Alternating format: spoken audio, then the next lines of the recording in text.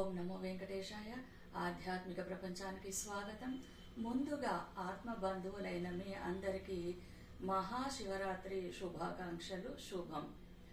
మన పెద్దలు మనకు చెప్తూ ఉంటారు, కింద కూర్చుంటే కింద కూర్చోకూడదు, పీటైనా వేసుకోండి, చాపైనా వేసుకొని కూర్చోండి అని చెప్తుంటారు.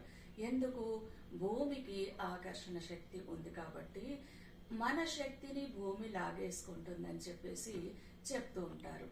కానీ ఈ మహాశివరాత్రి రోజున మహాలింగోద్భవ కాలంలో భూమిలో నుంచి అనంతమైన అద్భుతమైన శక్తి వెలువడుతుందని పెద్దలు చెప్తుంటారు.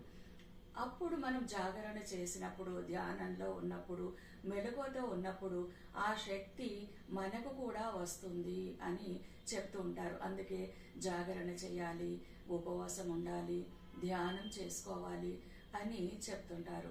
ప్రకృతి మనకు చాలా ఇస్తుంది.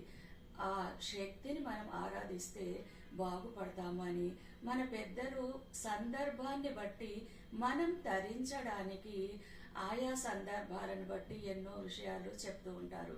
మనము ఆచరించి తరించడమే కదా మన పని.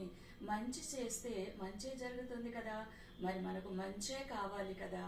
ఈ సందర్భంగా తనికెళ్ళ భరణి గారు రచించిన శివుడి పాట నాకు చాలా చాలా ఇష్టమైన పాట మీకోసం.